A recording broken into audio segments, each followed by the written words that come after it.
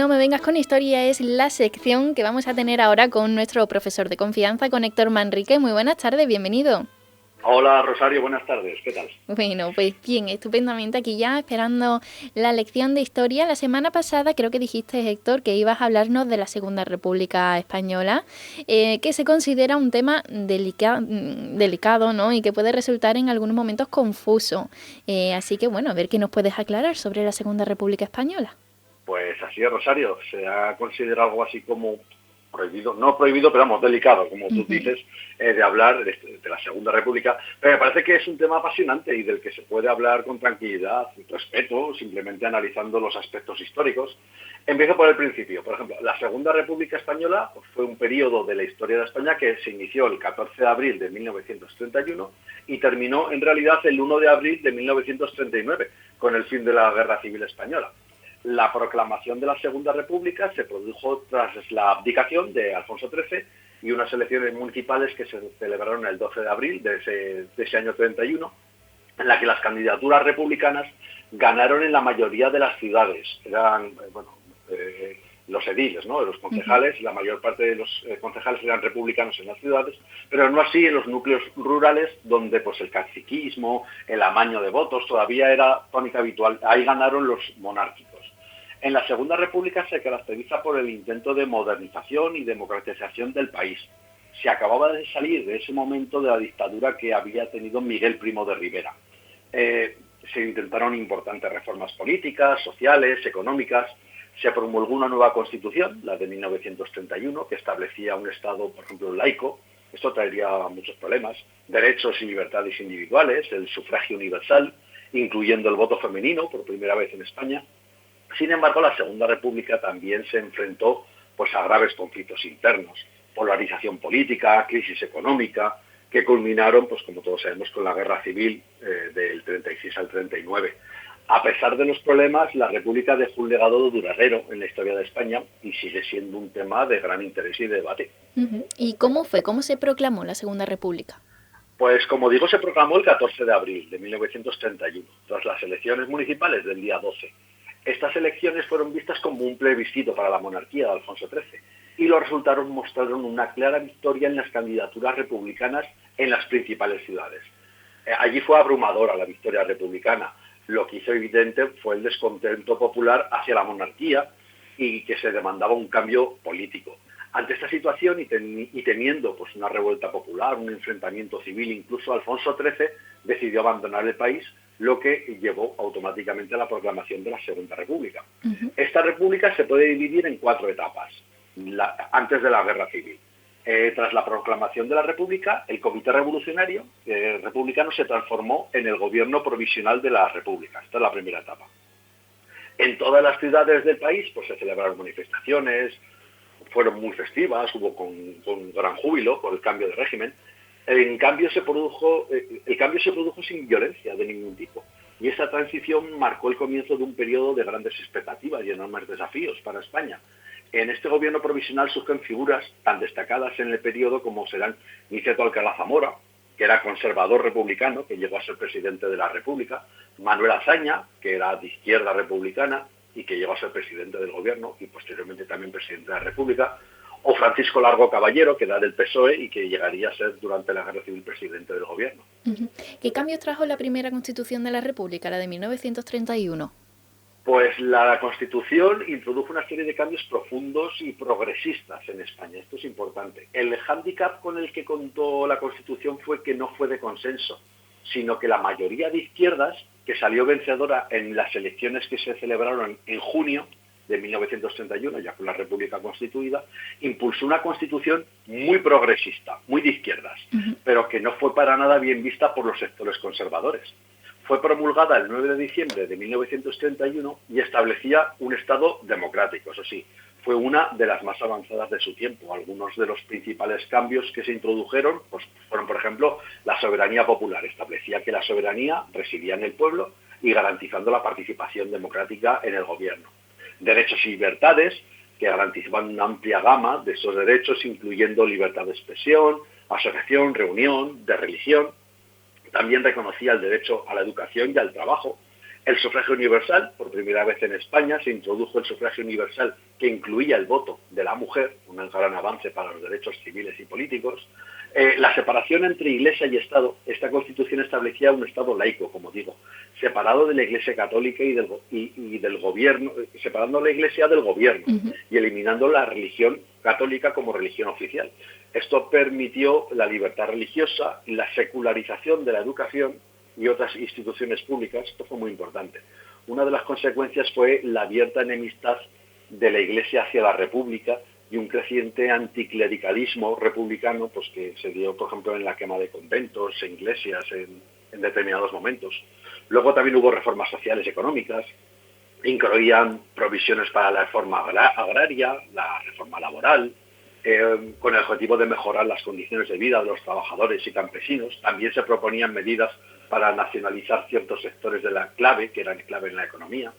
Una autonomía regional que permitía la creación de estatutos de autonomía para las regiones, sobre todo para Cataluña, pero también el País Vasco y Galicia, que reconocían así la diversidad cultural y lingüística de España. Esto también trajo problemas más adelante. Estos cambios reflejaron un intento de modernizar y democratizar España, alineándola con las democracias más avanzadas de Europa de su momento. Sin embargo, las reformas también encontraron una fuerte oposición en sectores conservadores que no querían las reformas y en sectores más radicales de la izquierda, republicanos, que las querían pero más y más rápidas, lo que contribuyó a la polarización política y social del país. Estaba recordando los apuntes de historia de bachillerato, ¿no? Que yo me quedé de esta Constitución, sobre todo lo del sufragio universal y luego también lo de las autonomías regionales, ¿no? Creo que eran como los dos puntitos de no me acuerdo de todo, tengo que mencionar algo. Y esa era como para mí las claras diferencias con otras constituciones. Pero Héctor, ¿cómo afectó la Segunda República a la Iglesia Católica? Pues supuso uno de los principales focos de tensión de todo este periodo. La Constitución del 31 establecía un Estado, como digo, laico, lo que significaba que la Iglesia ya no tendría el mismo nivel de influencia en asuntos como la educación. Esto es clave. Algunas de las medidas más controvertidas incluyeron la prohibición de la enseñanza religiosa en las escuelas públicas, la disolución de algunas órdenes religiosas. Además, se secularizaron cementerios, se prohibió el uso de símbolos religiosos en actos públicos, que hasta ese momento pues, eran habituales. Estas reformas causaron una gran controversia y fueron oposición por parte de la Iglesia y de los sectores más conservadores de la sociedad. La Iglesia, que había disfrutado de una posición privilegiada durante la monarquía, se sintió atacada y marginada. La tensión entre el gobierno republicano y la Iglesia católica contribuyó a la polarización política y fue uno de los factores que exacerbaron los conflictos internos durante este periodo. La reacción de la Iglesia y sus seguidores fue uno de los elementos, que impulsaron la oposición conservadora a la República, lo que finalmente desembocó pues, en el alzamiento militar del 36 y la posterior guerra civil. ¿Cuáles fueron las principales reformas sociales y económicas? La Segunda República implementó una serie de reformas sociales con el objetivo de modernizar el país y mejorar las condiciones de vida de los ciudadanos. Estos avances fueron promovidos por el primer gobierno, que fue de mayoría de izquierdas, con Manuel Azaña como presidente del gobierno y que se denomina gobierno progresista. Esta es la segunda etapa de la República, o reformista también se llama. Duró 2 años. Algunas de las principales pues, fueron la reforma agraria. Esta fue la reforma estelar. Una de las reformas más ambiciosas y controvertidas, destinada a redistribuir la tierra y mejorar las condiciones de vida de los campesinos. Se estableció el Instituto de Reforma Agraria, que tenía la tarea de expropiar grandes latifundios y redistribuir las tierras en los campesinos sin tierra. Esto en Andalucía fue importantísimo, fue clave. Aunque esta reforma buscaba reducir la desigualdad y aumentar la productividad agrícola, su implementación fue muy lenta y encontró una fortísima resistencia pues, en los terratenientes, por ejemplo. Luego estuvo la reforma laboral. La legislación laboral fue revisada para proteger los derechos de los trabajadores y se introdujeron mejoras en las condiciones de trabajo, incluyendo la reducción de la jornada laboral, el establecimiento de salarios mínimos, la regulación del trabajo infantil y femenino. También se fomentó la sindicalización y el negocio de la colectivización, se conoció la negociación colectiva. En la educación, por ejemplo, la República impuso una gran reforma educativa con el objetivo de reducir el analfabetismo y promover una educación laica y accesible a todos. Se crearon miles de nuevas escuelas, se mejoró la formación de maestros y maestras, sobre todo de maestras, se promovió la coeducación. La educación se consideraba un pilar fundamental para modernizar el país y una manera de crear una nueva sociedad afín a los valores democráticos de la República. Luego, por reformas políticas, se aprobaron leyes para modernizar el sistema político, promover una mayor participación ciudadana. Estas incluían la introducción del sufragio universal, permitiendo tanto a hombres como a mujeres que votaran pues, en igualdad de condiciones. Aquí hay que destacar, por ejemplo, la figura de Clara Campoamor, la gran valedora del voto femenino durante la República. Política social, pues implementaron medidas para mejorar el bienestar social, incluyendo la creación de un sistema de seguridad social, salud pública, pensiones, ayudas, en fin.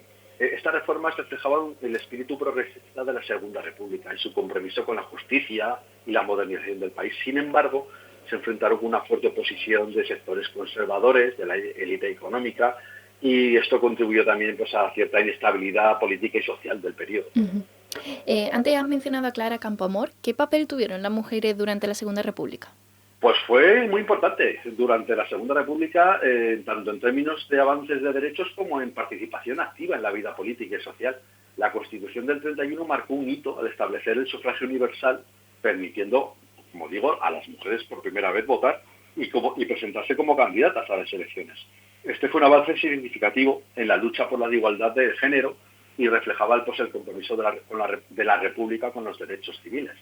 Durante este periodo, las mujeres también podían ocupar posiciones importantes en la vida pública. Por ejemplo, Clara Campoamor pues era una destacada abogada, política, y fue una de las principales defensoras del voto femenino y jugó un papel crucial en la redacción de la Constitución del 31. Otra figura, Victoria Kent, que era del partido de izquierdas, otra figura importante, nombrada directora general de prisiones y trabajó pues, en la reforma del sistema penitenciario español. Hay más, en Margarita Nelke, incluso, bueno, pues de otra vertiente pues tenemos a Pilar Primo de Rivera, que ya saldrá más adelante también. Además de su participación política, las mujeres también se involucraron en movimientos sociales, sindicales, luchando por las mejores condiciones laborales y de derechos sociales, en la Asociación de Mujeres Antifascistas, por ejemplo, la Federación de Mujeres Libertarias, esto ya muy a la izquierda, se formaron para defender derechos de las mujeres, promover participación. La educación de las mujeres también avanzó mucho durante la Segunda República, con un mayor acceso a la educación y cada vez más mujeres en universidades y en el mundo académico. Se consiguió el divorcio, por ejemplo, pero a pesar de estos logros, las mujeres se enfrentaron con una considerable resistencia y obstáculos en su lucha por la igualdad. La polarización política y social del periodo, así como la eventual guerra civil, pusieron en peligro muchos de estos avances. Sin embargo, la contribución de las mujeres durante la Segunda República sentó las bases pues, para futuras luchas por los derechos de las mujeres en España. ¿Qué vino tras este primer gobierno progresista? Pues el llamado bienio radical cerista. Esta es la tercera etapa, también conocida como el bienio conservador, bienio negro también se le conoce. Es un periodo que va de noviembre del 33 a febrero del 36, durante el cual la derecha española tomó el control del gobierno de la Segunda República. Este periodo se caracteriza por un retroceso en muchas de las reformas progresistas implementadas durante los primeros años de la República y por un aumento de la represión política y social, como veremos. El bienio conservador comenzó con unas elecciones generales en 1933, de las que salió triunfador la Confederación Española de Derechas Autónomas, la CEDA, partido de derechas liderado por José María Gil Robles, que no era para nada republicano, todo lo contrario, que obtuvo una gran cantidad de escaños, aunque inicialmente la CEDA no asumió el poder directamente, sino que apoyó el gobierno de Alejandro Lerroux, que era del Partido Republicano Radical, que fue el segundo partido más votado. Esto fue por motivos políticos, que implementó políticas más conservadoras y por eso tiene el nombre de gobierno radical cedista por los dos partidos. Durante este periodo, muchas de las reformas sociales y económicas de los primeros años de la República fueron revertidas o paralizadas. La reforma agraria se paralizó. Se devolvieron las tierras a los grandes propietarios, no se siguió con ella. Las reformas laborales que habían mejorado las condiciones de los trabajadores también fueron revocadas. El gobierno conservador también estuvo marcado por una mayor represión política. Se cerraron sindicatos, organizaciones de izquierdas, todo ello, todo este caldo antirrepublicano, podemos decirlo, pues promovió el periodo que fue conocido como Revolución de Octubre de 1934, una insurrección liderada por socialistas y anarquistas en Asturias y por independentistas en Cataluña. La revuelta fue sofocada con gran violencia por el gobierno y con resultado de miles de muertos, detenidos. Entre el descontento generalizado por las políticas del gobierno conservador y los casos de corrupción, el más famoso fue el del extraperlo, ya hablaremos de él, que salpicaron al propio presidente, que salpicó al propio presidente Lerroux, llevó a una reconfiguración de las fuerzas políticas de izquierda en España, y en 1936 estas fuerzas de izquierda se reunieron en el llamado Frente Popular, que es la cuarta etapa, una coalición que ganó las elecciones generales de febrero del 36. Este cambio de gobierno marcó el fin del gobierno conservador, el inicio de la nueva fase republicana, y ya hablaremos de esto la semana que viene porque es el tema que quiero hablar. Vale, muy bien. Bueno, pues muchísimas gracias por esta lección de historia, Héctor Manrique. Esperamos con ansia el capítulo que viene. Muchas gracias. A ti, un saludo. Un saludo.